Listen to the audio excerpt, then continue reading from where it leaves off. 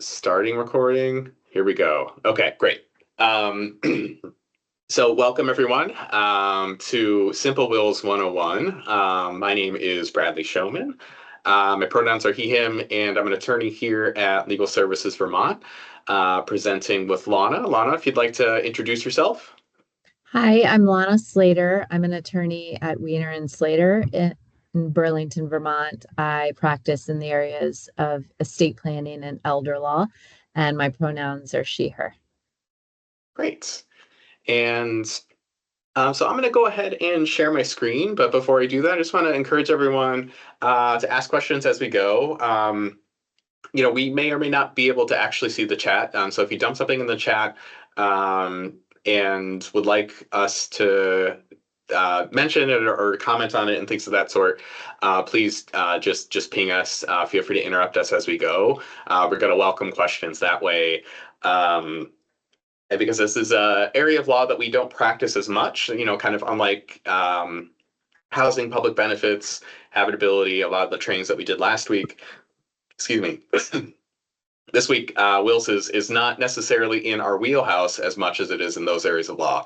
So we're going to encourage you folks to ask questions while we have an expert here and take it from there. So I'm going to go ahead and share my screen for the PowerPoint in just one moment.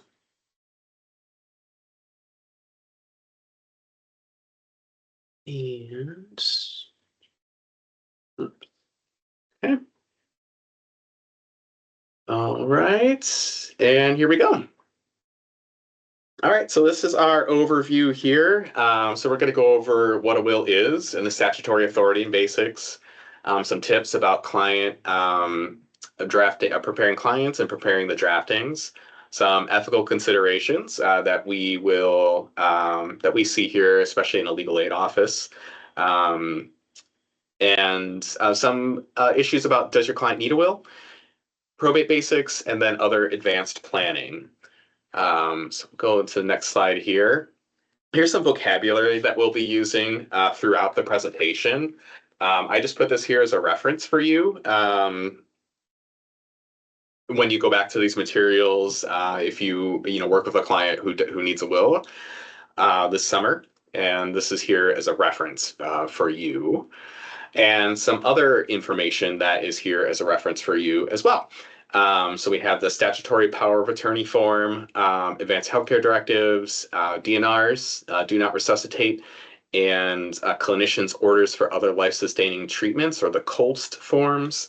The Department of Motor Vehicles requirements to retitle or register a vehicle on the death of an owner or transfer on death deeds, and our website.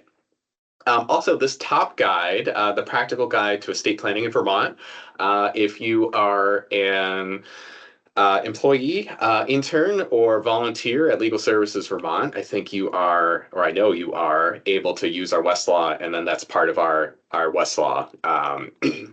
Otherwise, or so it's one good reason to volunteer with us. You get this very, very good resource on estate planning. It takes you through a lot of the guides, and we happen to have one of the co-authors of a lot of this guide here with us today. Give you a hint, it is not me. All right, so the next slide's here. So I'm just going to briefly show you the statutory authority. Like a lot of statutes, maybe the language itself is a little esoteric, but it's often laid out in a way in the statutes that if you're having questions, you can kind of see if you look at it from a table of contents point of view. So I usually like to point these things out, especially for our newer attorneys or interns who are on staff for the summer. Taking a look at like the table of contents view of a statute is usually helpful in terms of guiding you to where you need to go in order to look for the relevant authority. Same thing. Statutory authority for probate procedure and construction of wills. A lot of questions can be answered by at least starting with the statutes and then breaking it down and going on to secondary resources and things of that sort. But I usually encourage folks to kind of start with the statute, especially as you're learning. That's a great way to familiarize yourself with the law and get that good solid foundation. And then as you're learning, your practice kind of takes over that foundation, but never wants to supersede it. Next slide here. Okay, and then Lana will take it from here for a few slides about what is a will and how to make it. So anyone 18 or older of sound mind can make a will. And in Vermont, the will needs to be in writing and witnessed by two individuals in the presence of the testator or the person who's creating the will and one another. There is an option that's newer to Vermont via 14 VSA 108 that a will can be self-proved as to execution if signed and witnessed before a notary.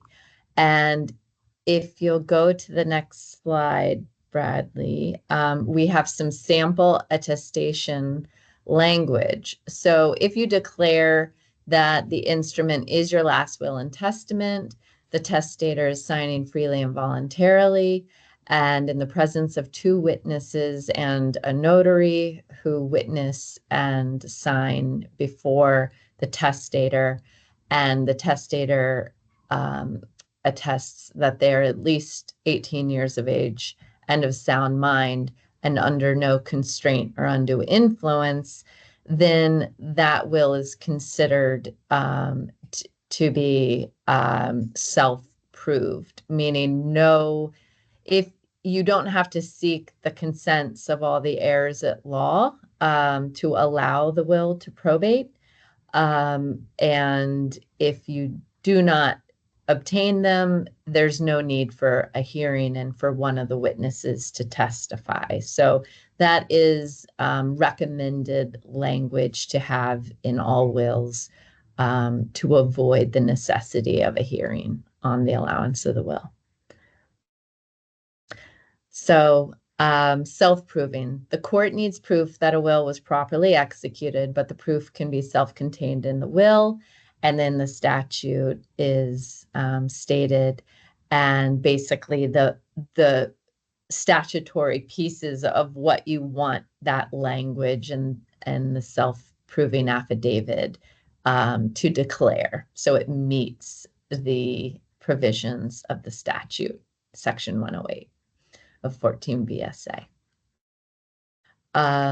So this is self-proof sworn acknowledgement. So the witnesses are also signing that they are declaring the testator signed and executed in their presence, and that they are signing willingly and of their free and voluntary act, and in the presence of the testator and the notary. So everyone should be in the room together. There is an option if the testator is unable to sign, someone can sign at their direction on their behalf. But all the witnesses and the notary and the testator need to be together watching one another sign. So what is a will, and can it be revoked? So a will can be revoked by either an express or inconsistent statement in a subsequent will, so by executing a new will, or by performing a revocatory act with the intent to revoke. So if your will burns accidentally, that's not a form of revocation. But if you throw your will in the fire with the intent to revoke, then revocation is made. So we do make a couple of presumptions. So if a new will completely disposes of the testator's estate, the prior will is replaced. If it does not, then the prior will is supplemented rather than replaced. A practice tip is that every will should have an express revocation clause at the very beginning. So, for example, I, Lana Slater, being of sound mind, declare this to be my will and I revoke all prior wills and codicils made by me. Something to that effect. So it's very clear to everyone, including the the testator that they are completely replacing any prior executed documents. So nominations. So there are a couple nominations that we make in wills. So every will should have a nominated executor. So this is the individual who will be nominated to administer the estate. And I always recommend that clients have a couple successors. The ideal, I think, is three, especially if a client is, naming their sibling, because their sibling is the most responsible, trustworthy person they know. I might recommend that they have someone of a younger generation so that if that person of their same, a peer, predeceases them or is unable or unwilling to serve for any reason, that there is someone after them named as a successor. If you have a trust, a testamentary trust created in your will, so this would be if someone has minor children and they want to convey their estate to their children, provided they reach age 25, they may establish within the terms of the will a testamentary trust. And so they would need to name not only an executor to administer the probate portion of the estate, but a trustee who will act as a fiduciary for the funds after the probate administration is complete. So this is someone who will presumably have a relationship with those children. And my testamentary trusts are always very open and discretionary, meaning the trustee can give them money if they request it, and they have discretion to say yes or no to certain expenditures, common ones being college or travel or a down payment on a house, anything of that nature. So the trustee is tasked with having the funds safely invested and maintaining a relationship with the beneficiaries where they can feel comfortable saying yes or no to requests for funds. And then at the age of the testator's choosing, that trust would terminate and the beneficiaries would be entitled to an outright distribution. So the trustee's job could very well be more long-term than the executors. But oftentimes the executor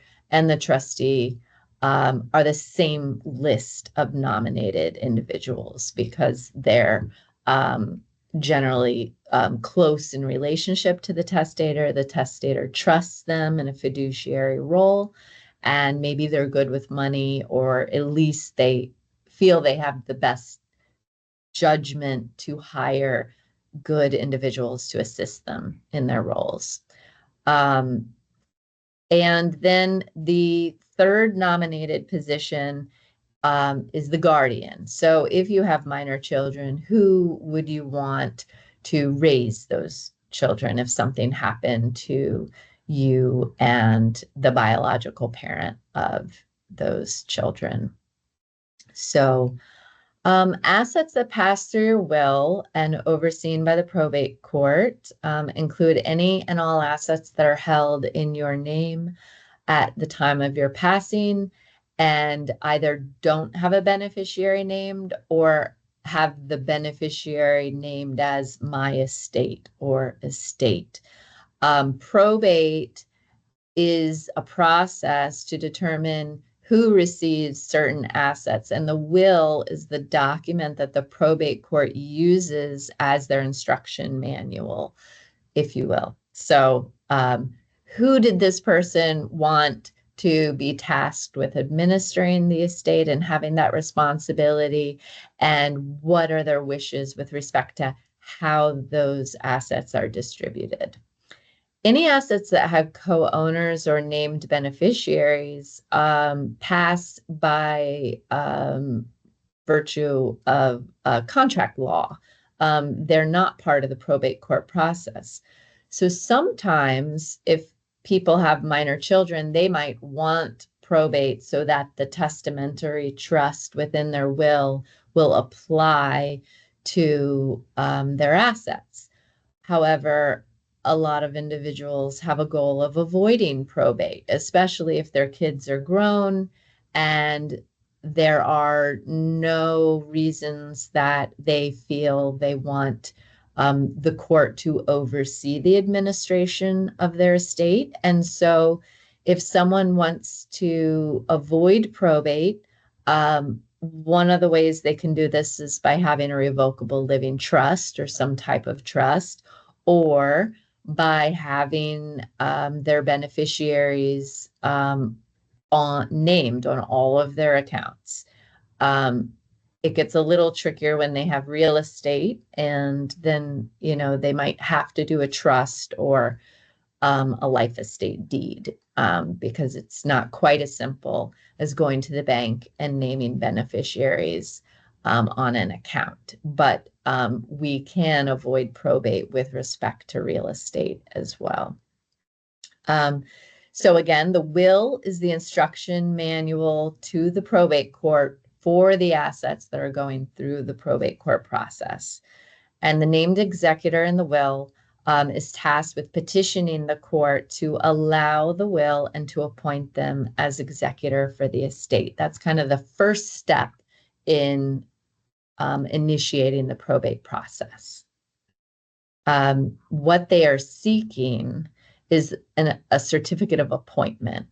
So in Chittenden County, you don't even get a gold seal or anything special anymore. They just, send you an email and that's your certificate. And, but that is the document that you can then take to the banks and begin liquidating assets. You can't just liquidate assets and start distributing money. There are a lot of steps in between getting the certificate of appointment and following all the procedural rules required by the probate court. But very briefly, since this isn't exactly a probate seminar, what the executor needs in order to start gaining access to assets is that certificate of appointment.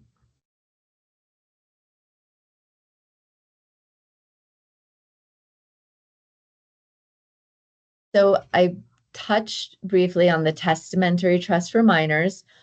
So not only are you choosing a trustee in the will, but you're choosing an age that the trust will end. Some people, they say 18 or 21, and I'm like, oh well, I kind of make a face, and they're like, is that too young? And I let people, it's their decision what age they want that trust to terminate and for the beneficiaries to receive a distribution. But what I tell them is, to think about where they were at that age, and to understand that they can have access to money before age 18 or 21 or at those ages, but that there will be someone involved in their life who can maybe help guide them regarding how the funds are used, and make sure that if there's a threat, such as maybe a significant other at the time who's spending a lot of funds or making a lot of or is behind many requests for the funds, that it enables a person to gain some maturity as they have this trustee in their lives, and hopefully the trustee can help preserve those assets until, again, it's up to the testator, but I usually recommend, between 25 and 30, and depending on the amount of someone's estate, maybe even 35, if it's a significant amount, and you're also considering how many beneficiaries they have. So if it's a single child and a multi-million-dollar estate, that that would err for me on the side of having a trust terminate on the older side. But it's a conversation with the client, and maybe with legal aid clients, you're also talking, and this isn't just legal aid clients, but anyone you're advising, you're going to want to know if any of the beneficiaries, in addition to being a minor, might have any special needs. So maybe you're discussing, how that affects what age they should be receiving the funds. And then do they receive an outright distribution, or perhaps might they be better served if their portion goes into a special needs trust, which we'll talk about later in more detail. Right. So I will take us up here to talk about just kind of getting started with this process and kind of the whole meat and potatoes piece of forming that client relationship and some of the things that you want to ask. So you definitely want to start with, do you already have a will? Our recommendation, like Lana was saying, is that completing a new will revoke a previous will, and we recommend that. You recommend doing that with a specific revocation clause right out at the outset of the will, just to kind of remove any ambiguity, and to prevent problems from being created by having two wills that don't that might be both in effect. Um, you know, one thing when drafting a will, and is you are going to want to name the family and the next of kin. And so at intake, when you're first meeting with your clients and things of the sort, those are just really basic run-of-the-mill questions that you want to get. You also want to get the client's contact information, the client's spouse, children, legally adopted children, grandchildren, um, and the other parent of the client's children, right? Because families are blended. And so a client may consider someone their child, but not have a legally recognized relationship. Client may consider someone their spouse without legal recognition, right? So the legal recognitions are marriage and domestic partnerships, but someone might just colloquially refer to someone as their spouse, but may have never taken those steps to get that formal legal recognition. And that does affect that does affect how you're going to advise your clients, and how to draft documents and things of this sort.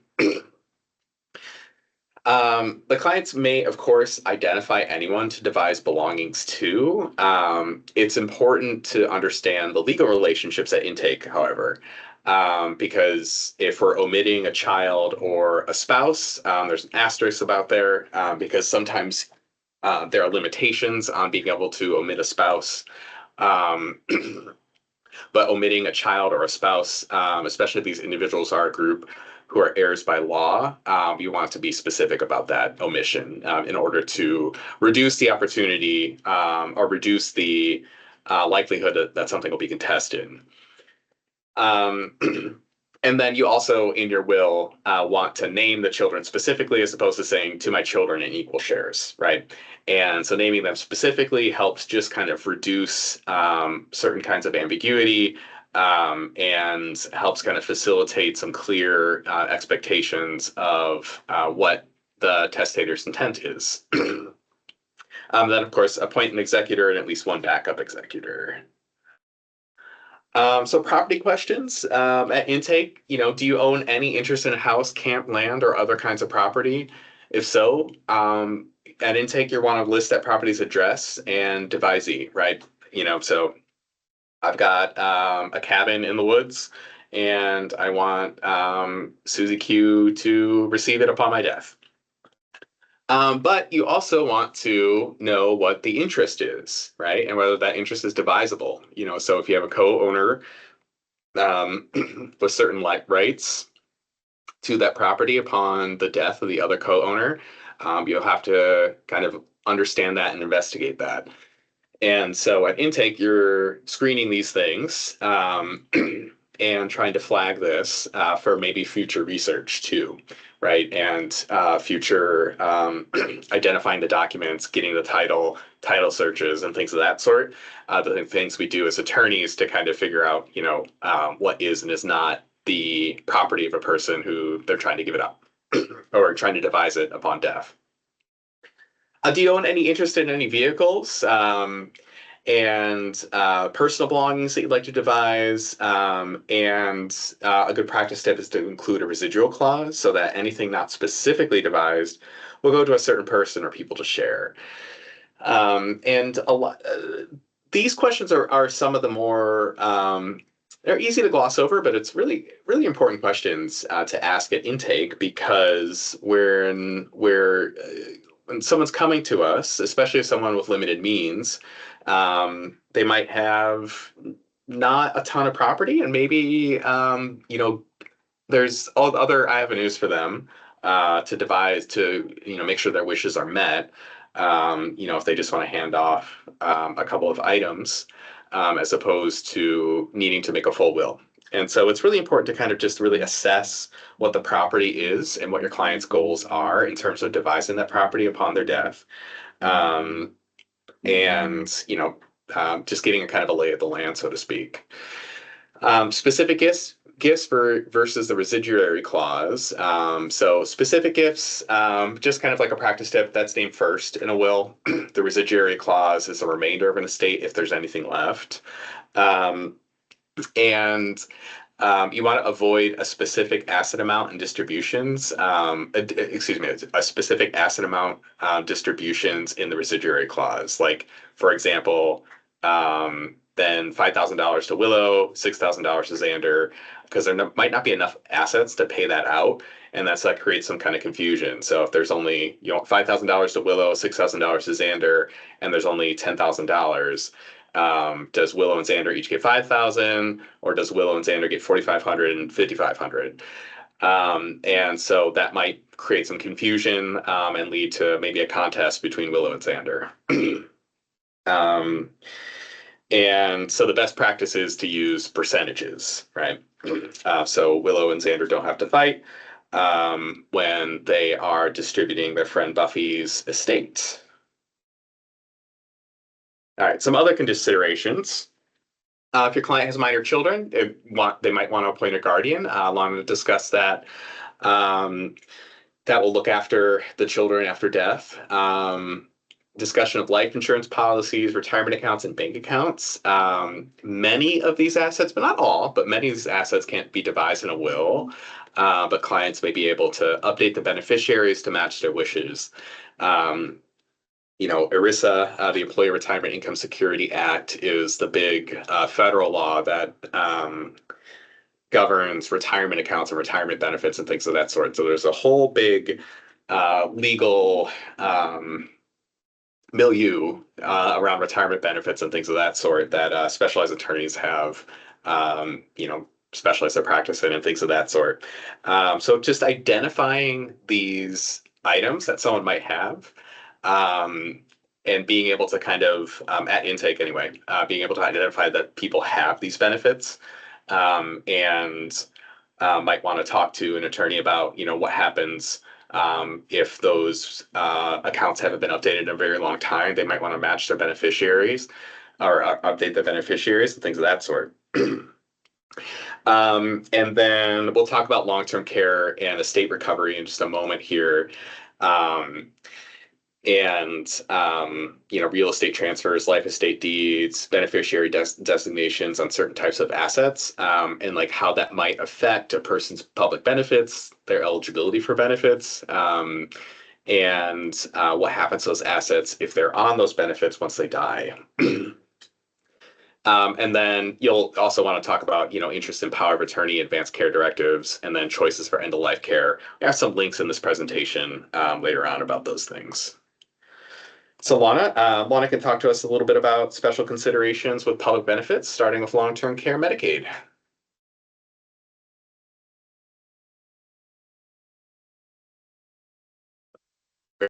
So as an elder law attorney, I help people qualify for long-term care Medicaid, and I advise them through the estate planning practice that I do, how to make sure that their assets do flow to their loved ones outside of probate if they are going to likely or potentially receive long-term care Medicaid within their lifetime. Our state is currently what's known as a probate recovery state. So our state only goes after assets that flow through the probate court system to make a claim on based on what they paid for someone's care during their lifetime. So if assets pass by virtue of contract law or beneficiary designations, then there is no claim or recovery. So sometimes, people can't have a lot in cash to leave to their loved ones if they're on long-term care Medicaid because it's a resource-based program. But on those accounts, they should have their beneficiaries by name. And the biggest issue is real estate. So someone can qualify for long-term care Medicaid, but their primary residence is exempt as a resource. And that is usually people's biggest source of wealth. And sometimes, especially, recently, their children are not housed themselves, or they don't own a home. So it's more important for people to be able to leave their primary residence to maybe their kids who are currently living with them, or kids who are renting and will never accumulate enough to buy their own home. So allowing someone to qualify for long-term care Medicaid and leave their house to those individuals is, I think, really important and good work. So the way to do that is through an enhanced life estate deed, also known as a Lady Bird Johnson deed.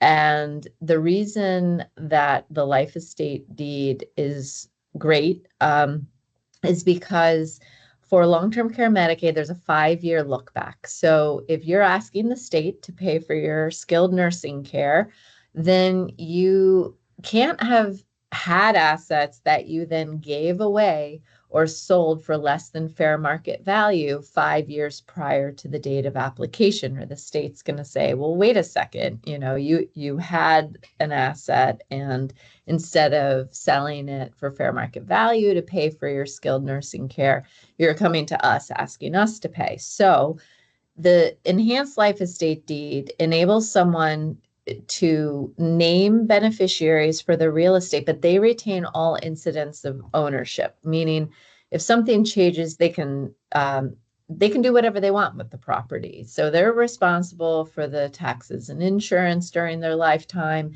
They could sell the property, mortgage the property. They could give it away to their neighbor and not the person who is named as the beneficiary on the life estate deed, and that would all be okay.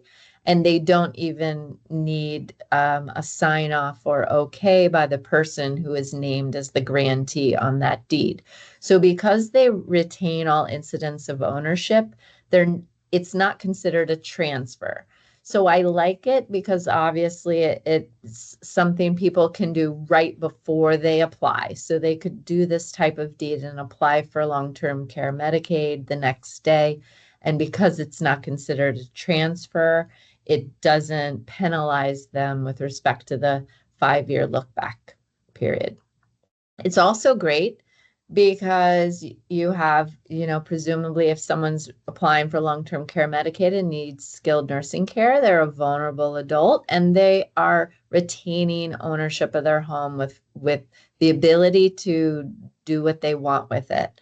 I prefer this type of deed to in another type where they're just, I would never recommend that they give their property to their kids 5 years in advance, hopefully, because one, you don't know when they're going to need long-term care. So, and two, it's not good to assume that your kids are going to allow you to stay there for the rest of your lifetime. It can be done through an enhanced life estate deed, and it's safer for the person who owned the home, so they won't be displaced.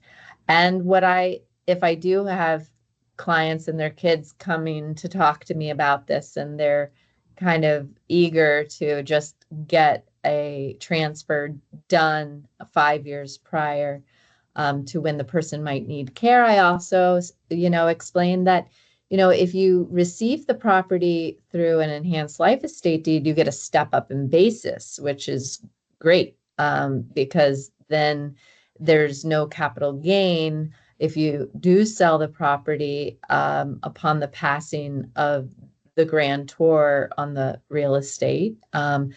If you sell the property soon after, you get the step up in basis, which was the value at the time of their passing. So there could be no capital gain to pay. So I point out that as a benefit of receiving the property at their death rather than currently.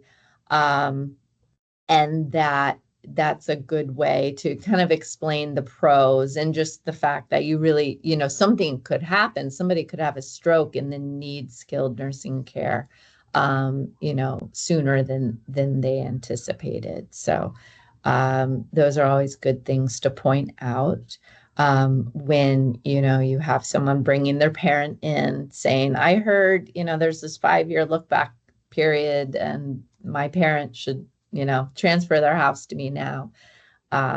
So a person can keep their primary residence as an exempt resource, even if they're not living there and they need to go to a skilled nursing facility in the state of Vermont.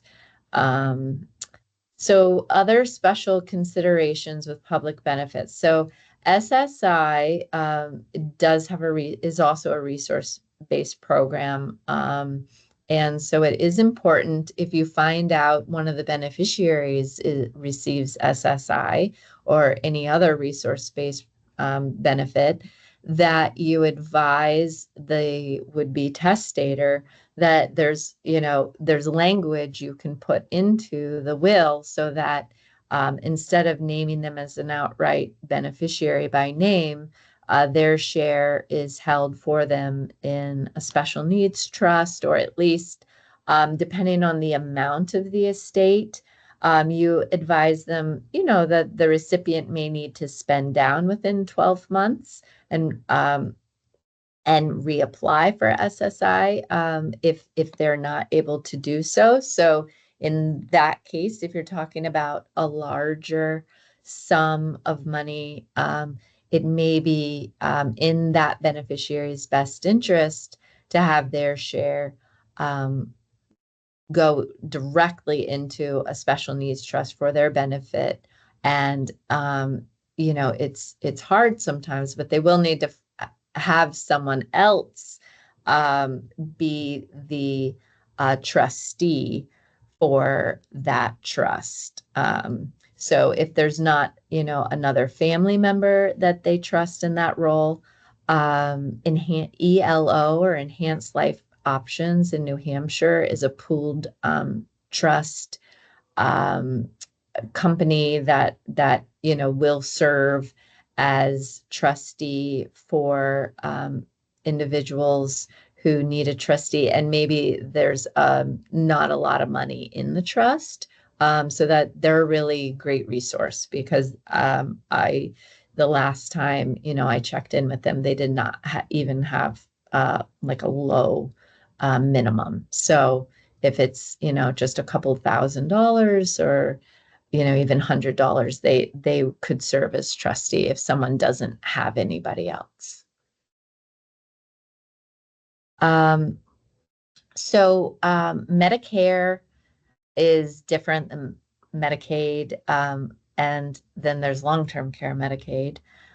So there is a different portion that is health insurance for low-income individuals, and then Medicare is for individuals over age 65 who receive that, and there aren't any resource descriptions for Medicare.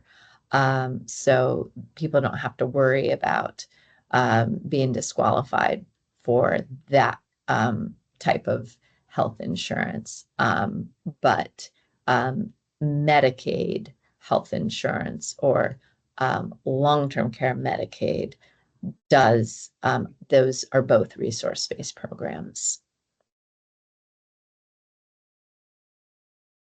And I will just go, as you were shifting slides, just go back. I'm not a specialist on Medicaid health insurance, but I do see a bullet that says some forms of Medicaid do not have resource limits. So I had just said that it is a resource-based program. So I don't know if you want to talk more about that, Bradley. Yes. So that's a good point because there's a lot of Medicaid programs that do have kind of like that $2,000, $3,000 SSI limit. So they kind of mirror that. And I know there's a lot of talk about even increasing the SSI limit to $10,000 and, hopefully that will happen. But there are some forms of Medicaid, especially for folks who are 64 and younger. They might be eligible for Medicaid even if they do receive, $5,000 gift from a will. And so when we're advising clients, a lot of times we're both advising. It will be in situations we're not doing at the same time, but we'll be in situations where someone has a will, they have assets, and they're concerned about giving a gift to their child who might be on public assistance, right? And what is that going to do with the public assistance? So there's definitely that might affect SSI benefits and it might affect certain types of Medicaid. And it won't affect or it shouldn't affect SSDI and Medicare, right? So with Medicaid, I think they went over that a bit in the healthcare presentation. That really depends on the specific type of program that a person's on. SSDI and Medicare usually aren't impacted by gifts that someone could receive in a will. And that might be a consideration that your client has when they're drafting a will as well. Thank you. Right. And Lana, is there anything else that you want to add about special needs trusts? No, but if you do find a need to incorporate special needs trust language, you can always call me. If it's, a question for one of the legal aid attorneys, it is a little more complex, but it is a great option for people to be able to leave their kids or loved ones assets that will enhance their quality of life, but not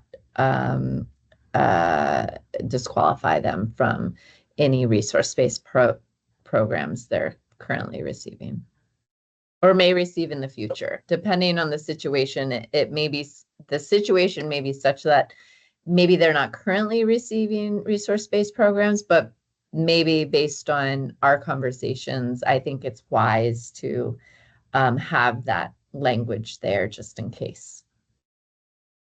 Right.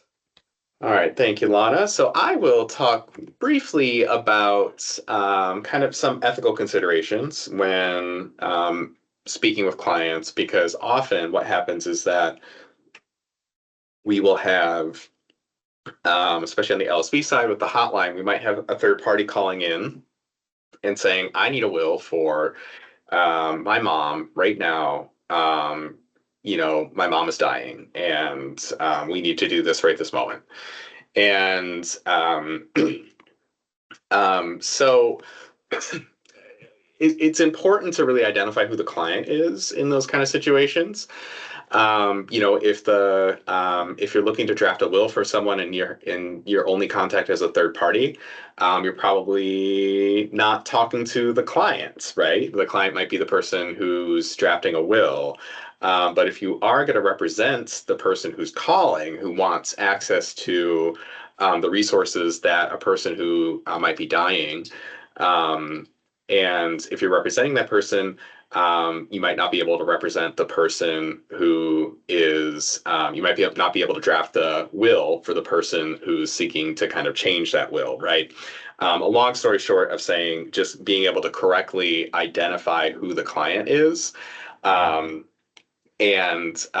there's some bits and bobs in the law that actually prohibit kind of this dual representation of representing a beneficiary and representing a testator at the same time. That's tricky business, and best to avoid it because it's really hard for a lawyer to actually reasonably believe that they can provide competent and diligent representation to both. And so just quick hypothetical questions. So we're not going to actually go into the questions because I do want to save some time to talk about probate a little bit. But just brief questions. You're hired by Buffy. You're hired to draft Buffy's will, right? So who is your client, right? That's Buffy, right? Children, friends, spouses who are looking to draft a will for Buffy are not your client, right? Can you advise children, friends, and spouses about Buffy's estate? Generally, not if Buffy's your client. If you do advise their friends, the friends are your client. You'd then be likely convicted out of drafting Buffy's will. Why? Could there be exceptions? You really want to consider 14 VSA Section 10, where it says a will is voidable if a witness and their spouses are beneficiaries to the will, unless there are two other competent subscribing witnesses. So the statute doesn't speak directly to an attorney's ethical obligation, but this signals the legislature's concern of inherent conflict of interest between a beneficiary and a testator. And so we really want to just kind of separate those things out, right?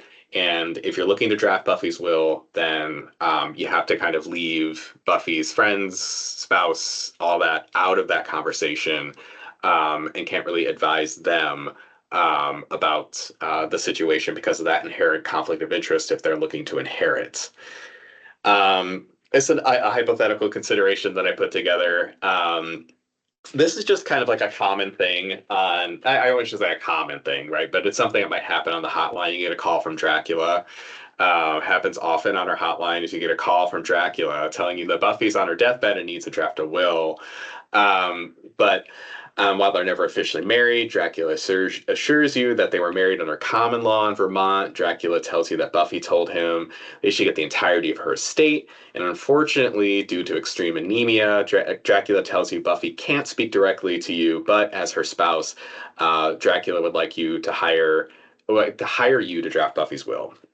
So this is just kind of like an over-the-top kind of example of how someone might be manipulating a third party or a third party caller might be manipulating the testator or telling you information that's not accurate, might be the cause of some of the testator's problems. And it's really important just to kind of separate this out because I think when Dracula's calling us, it might sound super urgent and it might sound super important, and it is super important, but I think we need to talk to Buffy. And if we can't talk to Buffy because she's incapacitated, it might be too late. And so we won't go into the nitty-gritty of this. But after determining you can't enter into attorney-client relationship with Buffy and turning Dracula away because Buffy's incapacitated, you turn Dracula away. You get a call from Buffy's daughter, Buffy Jr. You've already determined that Buffy lacks sound mind to create a will. Buffy Jr. is worried about Buffy's estate and fears that Dracula will steal Buffy's belongings. Can you advise Buffy about her rights to Buffy Jr. about her rights to Buffy's estate? Does what you told Dracula have an effect on what you tell or don't tell Buffy Jr.? Those are tricky ethical questions that we unfortunately won't get into, but they're kind of neat things to think about because this does happen on our hotline is that different people will call. And then for our interns and new staff, it's really also an important reminder of how it is important to get all the people involved into our case management system so we can search these things. So then if Buffy Jr. calls me, but you've been talking to Dracula and haven't been talking to Buffy, when you've been talking to Dracula, I'll be able to search Buffy Jr. and then see that you've been talking to Dracula. All right. And then some capacity and sound mind considerations. I'll leave that to for you to kind of consider on your own. And then let's talk about intestate succession briefly here. I'll turn it back over to Lana. Lana, you're still muted. I think it's important to understand what happens to someone's estate if they don't have a will. This can be helpful sometimes. You get a lot of calls with people who are going to die soon. And sometimes this can really just put their minds at ease when you explain to them, actually, you don't have to do a will right now.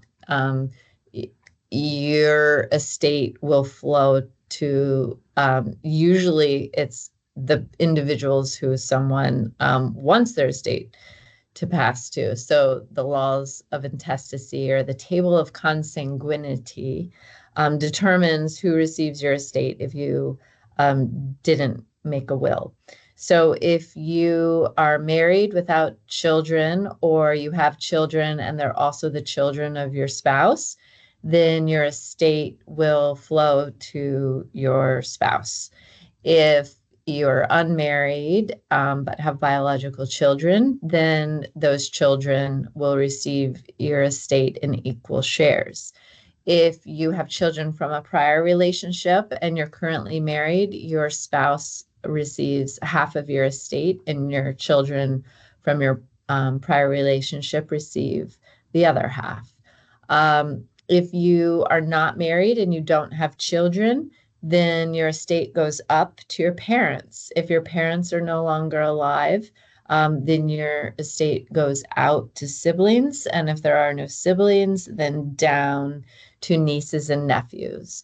So sometimes this can relieve someone's mind to know that, if they don't get to sign the will prior to their passing, that their estate is going to flow the way they want it to anyways. And also, if the person has a situation where maybe they have children from a prior relationship, but they're estranged from those children, they've been married for 50 years, and they want their entire estate to go to their current spouse rather than those kids from a prior relationship. And if that's what they want, then they definitely need to do a will. And it's really important to do that as soon as possible. So it's really important to know what happens if somebody doesn't have a will in place. So probate avoidance and beneficiaries, we did discuss this quite a bit. So jointly held assets pass to the joint owner automatically, and then people can avoid probate, and the will doesn't apply to assets that have named beneficiaries, such as life insurance policies, retirement accounts, any assets that flow through a trust. Those all pass outside of the will. Sometimes people can also, in Vermont, have the transfer on death registration filled out with DMV so that they can name a single owner upon their passing to be the owner or beneficiary of their car. So that is a form, and the link to that was on one of the first slides of this presentation. It is nice if people can give away tangible personal property, especially jewelry and those kinds of items prior to death. Sometimes people really like that. When I suggest it, it's as if they had never thought about doing that. And then they're like, oh yeah, that would be nice, because then they derive some pleasure out of distributing those things during their lifetime. Also, They do need to be careful, not so much with the tangible personal property, but again, if they might need long-term care Medicaid in the future, because their resources are such that you can see that they don't have long-term care insurance and they might need to take advantage of the Choices for Care program, then you do want to advise them about the rule, the 5-year look back rule and what that means so that they're not giving away something of great value and then trying to get it back so they can qualify or are, penalized for that transfer. All right. And here we go. And then so other advanced planning, I think I have these on the slide here. It's just kind of research references for you folks to take a look at. We did link some helpful resources, but you might want to be thinking about powers of attorney, advanced healthcare directives. One thing to note is that no Vermont law says that your spouse or next of kin can make medical decisions for you. And if you're unexpectedly incapacitated, so everyone should have an advanced healthcare directive, including everyone on this presentation.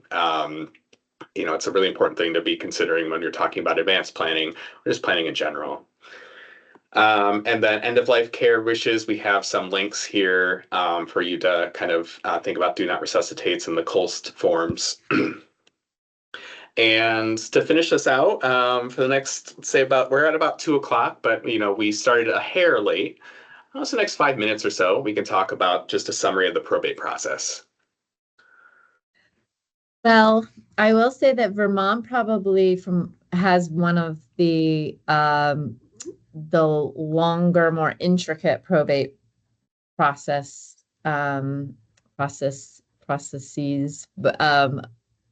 in comparison to other states. We have an expedited process for estates under 45,000. That's considered a small estate in Vermont, and you don't need to get a tax clearance from the state of Vermont Tax Department, and you don't have to prepare a final account. So for the regular estates, anything over 45,000, there's a published creditor period that lasts 4 months, and within that time frame, creditors are able to make claims on the estate, and you have to receive tax clearance from the state of Vermont, which means you have to have taken care of all final tax obligations. So depending on when someone passed it within the year, it might be the case that the estate has to be open for quite some time before they're able to file a final income tax return and get that tax clearance. So if you'll go to the next slide, Bradley. So pros and cons. Some good things about probate could be, especially, maybe for legal aid clients, is that if they don't have someone they really trust to act as executor, or they feel like maybe their executor could benefit from the court oversight and having a family that perhaps they can't leave the funds to directly through beneficiary designations because there are minor children that need to have a trust apply for their shares, or a special needs trust needs to apply for someone's share. That would all make someone's estate better to flow through probate. The only cons of having probate are the fees associated with probate. The fact that the Vermont procedure is, I don't want to say complicated, but it's not, I would say that it's not user-friendly, and many people find it very difficult to represent themselves and end up having to hire attorneys. Chittenden County requires representation for out-of-state executors. And so the legal fees can be extensive because of the time required just to fulfill the requirements of the law. So the fees, potential legal fees, the time associated with the process, and the potential Medicaid recovery. So if someone's received long-term care Medicaid, any assets that pass through probate will have to repay the state for the care someone received under that program. So that would mean that perhaps you're discussing with your client the benefit of having a will, but also the benefit of avoiding probate, which can be a tricky conversation to explain without people getting totally overwhelmed. So good luck with that. And, what I try to do is, explain why a will might be necessary when you look at the intestate statute, and explain that, it's important and you may never need long-term care Medicaid, and but also try to explain how assets can pass by virtue of law, and why that might be the best idea in their case, given the facts at hand. All right. So I'm going to stop sharing my screen. And let's see if there are any questions. Let's pop up in the chat, see if we might have missed something. All right. So any questions, any thoughts, or anything from the audience? Going once. You've got an expert here. Fair. We were discussing how it is a little bit harder to engage with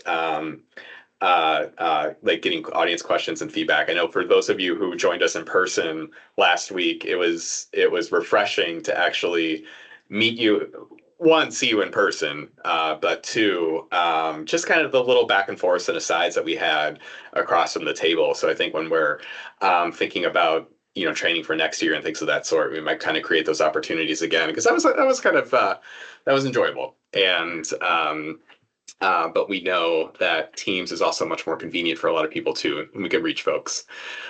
So everyone, thank you so much for joining us. Special thanks to Lana for joining us here today.